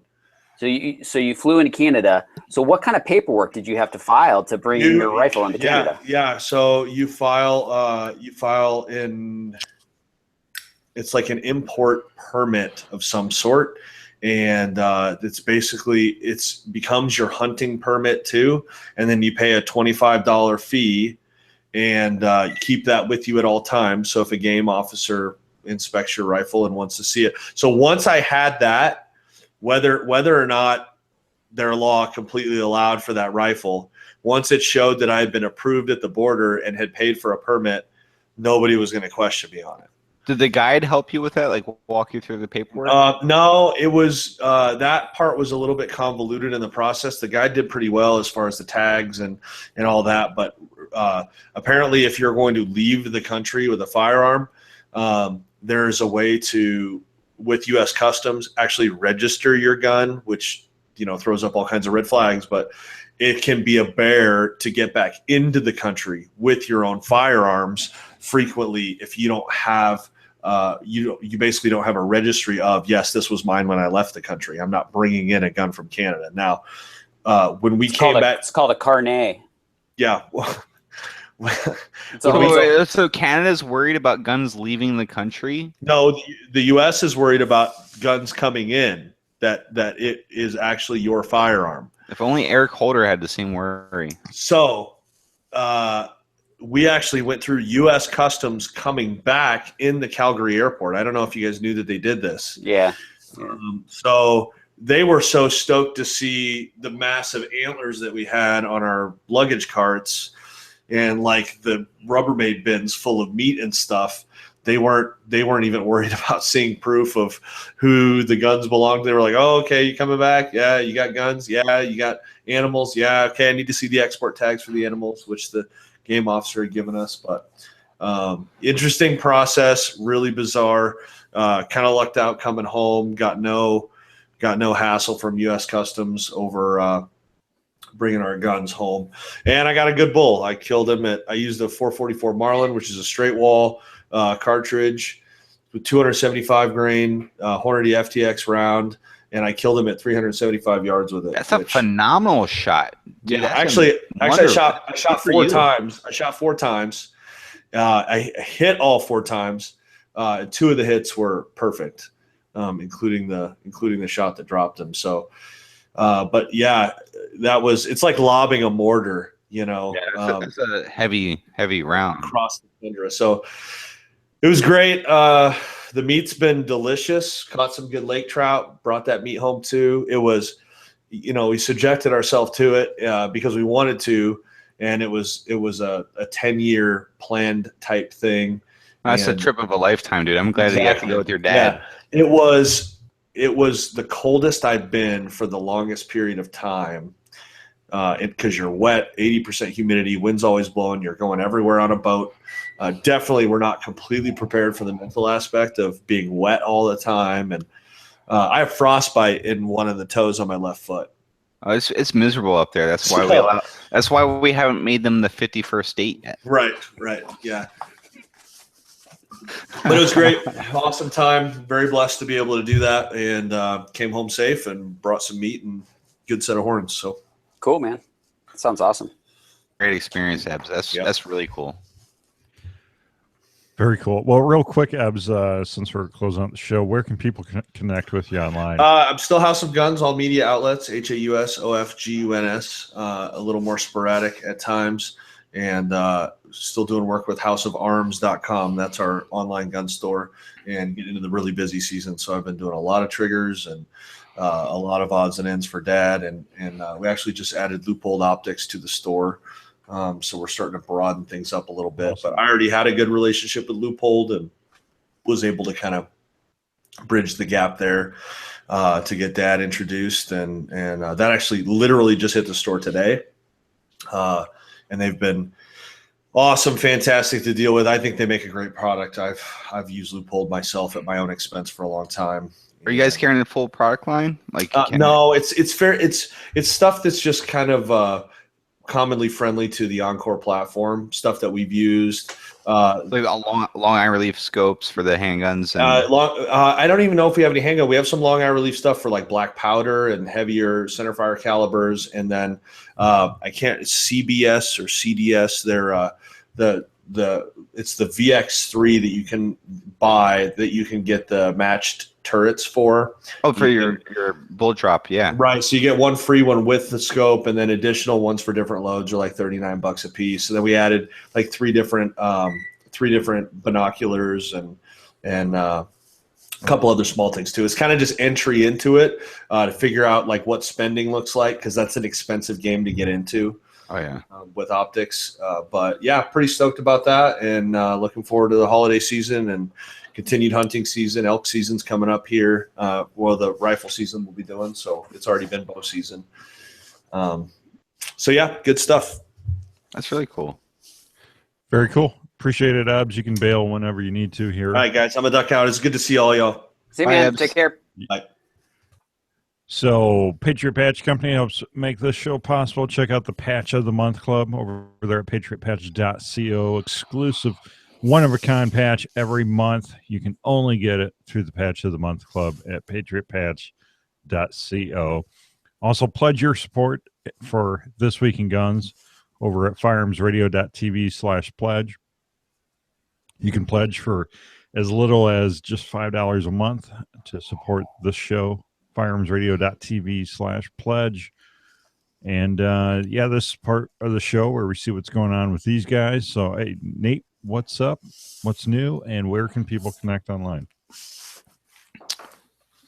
Not a whole lot new. We're gonna have some new products launching in the weeks to come, next couple weeks. Hopefully, one new product next week for Kinetic Development Group, but just starting to gear up for SHOT Show. It sounds kind of funny that it's in January, but that's been a lot of talk around the office, and a lot of people that haven't had the opportunity to go to SHOT Show might not realize how just amazingly difficult and the logistical nightmare SHOT Show is for the companies that attend. So we're starting to get ready for that and figure out what our game plan is, and simultaneously get our products ready to launch. So if you want to find Kinetic Development Group, you can find Kinetic Development Group online at our website. You just Google that, or you can find us on Facebook under the same name, and Instagram. If you want to harass me personally, you can follow Gripstop on Instagram and see what my crazy life's all about. But nothing new to report, really. Just pushing the rock. Very cool. And if you guys haven't check out the Kinetic QD M-Lock mounts. Those are really innovative, really cool. Yeah, we make all kinds of QD mounts. We make QD mounts for M-Lock, and we also make it for side lock. So yeah, we those product lines are expanding here pretty soon. So we already have a fair amount of products, but cool. It's about to get a lot bigger. Awesome, good to hear. So Billy, what's up?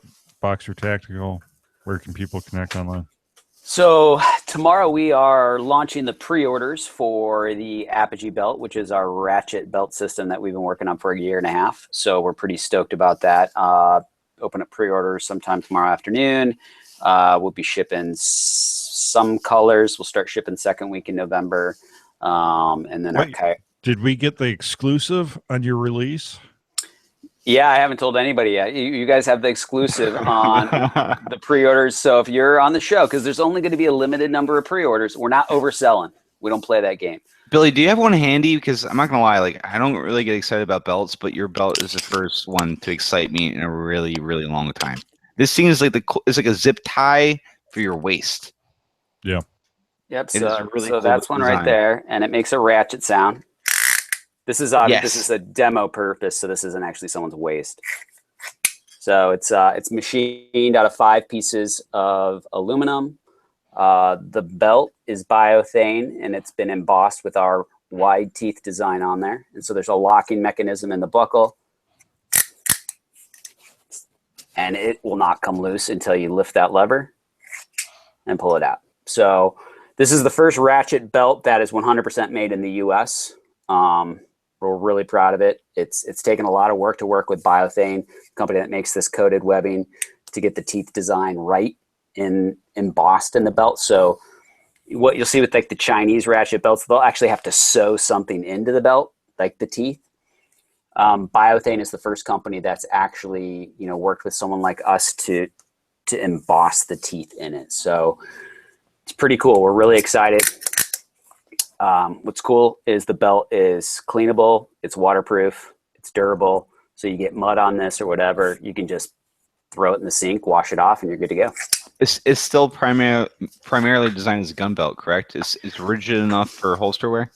So yeah, this is primarily designed as an EDC belt. So we have like our Zenith belts, which are reinforced heavy duty belts. This is an everyday use belt. It is rigid. It is flexible in this direction, but it will not roll. You cannot squeeze this to get this to roll. That's really cool. A lot of people have been wearing it. We've had a whole group of testers wearing it. One of the testers is going to have a video that's going to launch at the same time our pre-order, so you can see his opinion on it. So we're stoked, man. It's been a long time, and we're finally excited to get these things out there. Yeah, awesome product. Can't wait to. I have to put a alarm on my phone now to get my pre-order in. Because if you want it by Christmas, I would get the pre-order in now, because the next batch that we start making next week, we're not sure if they're going to be done in time to get them delivered by Christmas. So is there multiple color options for the pre-order, or only black, or what's Yep, so this is our Coyote. This is our dark earth buckle with a Coyote belt. It's also going to be a silver buckle with a gray belt and a black buckle with a black belt. Oh, I want that gray one. Actually, I want all 3. You you'll be able to buy additional belts. So the cool thing about this is you undo those 2 screws and you can change the belt out. Wow. So wait, you can change out. So like if I gain weight, like if I cut, can you cut it down yourself to make Yep. it like fit for size? Yep. So if I gain weight, I can get a new belt and not have to get a new buckle. Absolutely. This buckle will last a lifetime. You're not going to be able to destroy this. So you undo those 2 screws there. This little plate pops out and you can pop a new belt in there. So awesome. One size fits all. That's like belt 101 nightmare. As a belt manufacturer, like people order the wrong size belts all the time. So that's why we kind of went with this design, because we're like, hey, no more sizing issues, right? We can sell you one belt, you cut it down, you screw it into the buckle, and if you gain weight, lose weight, take it out, add a different belt, or trim it down. So solves a problem, and we like that. That's really cool. And everybody loves the sound. Congratulations, Billy. That is going to be a hit. That sure thing right there. Cool. So we hope so. So check it out tomorrow. Like I said, boxertactical.com, us on Facebook at Boxer Tactical, on Instagram at Boxer Tac. Absolutely. So if you're listening to the podcast edition of the show, head on over there immediately, because it's already too late. Don't even waste your time. They've already been sold. So that about wraps us up. So leave your feedback by commenting on the bottom of the YouTube video or the bottom of the show notes, and leave us an iTunes review, and contribute to the show using that Firearms Radio Network Amazon affiliate link, firearmsradio.tv/Amazon. And that's about it. So thank you, Nate. Always a pleasure, Jake. Thanks for having me on. Thank you, Billy. Thanks for having me, Jake. Appreciate it. That's a wrap. We'll see you next week.